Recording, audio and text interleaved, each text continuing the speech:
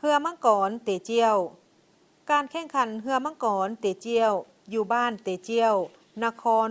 โฟซานแขวงกวางตุ้งมีประวัติศาสตร์กาย500 ปีมีชื่อเสียงจากสภาพแวดล้อมของแม่น้ำที่เป็นเอกลักษณ์และการเคลื่อนไหวที่มีความยากสูงแม่น้ำอยู่ในที่นี้มีความโค้งและคดเคี้ยวรวมถึงจุดโค้งหักศอกอีกหลายจุดต้องได้อาศัยสีมือเซนการร้อยโตการเลี้ยวโค้งด้วยความไว้สูงและอื่นๆถึกเอิ้นเป็นการแข่งขัน F1 ถึงน้ำจุดสำคัญของการแข่งขันแมนอยู่ที่การประสานงานที่เข้ากันดีของทีมงานเรือมังกรทุกๆลำแมนมีนายท่าย6 คนมือกอง1 คนสีพาย30 กว่าคนนายท่ายปรับทิศทางโดยอิงใส่ประสบการณ์มือกองกำหนดปันซาจังหวะผ่านเสียงตีกอง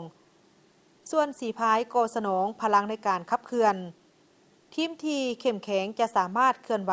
ในการผ่านจุดโค้งไปได้อย่างว่องไวไปจนฮอดการเพิ่มความไวได้การออกแบบและการผลิตเรือมังกรก็มีความพิถีพิถันเช่นเดียวกันระยะเวลายาวนานฮอดครึ่งปีซึ่งได้รวมเอาขั้นตอนของการผลิตเช่นการเลือกวัสดุการแกะสลักการประกอบและอื่นๆในการผลิตแบบดั้งเดิมได้นำไส้ไม้คุ้นเตียนที่มีคุณสมบัติในการกันน้ำสูง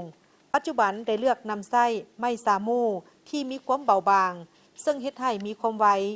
และมีความคล่องแคล่วโค้งของเรือแม่นต้องได้เลือกไส้ไม้ที่บ่มีตำหนิเพื่อรับประกันความมั่นคง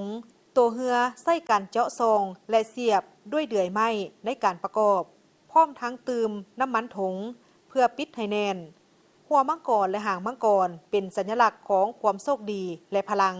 ในการผลิตแบบดั้งเดิมใส่ไม้กระบูนแกะสลัก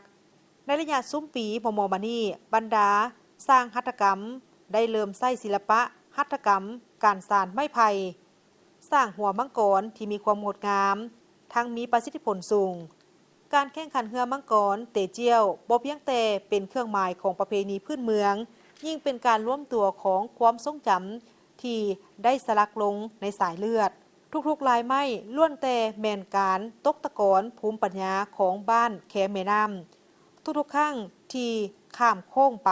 ล้วนแต่แมนการสืบต่อเขียนตำนานของประเพณีดั้งเดิมและการประดิษฐ์สร้างใหม่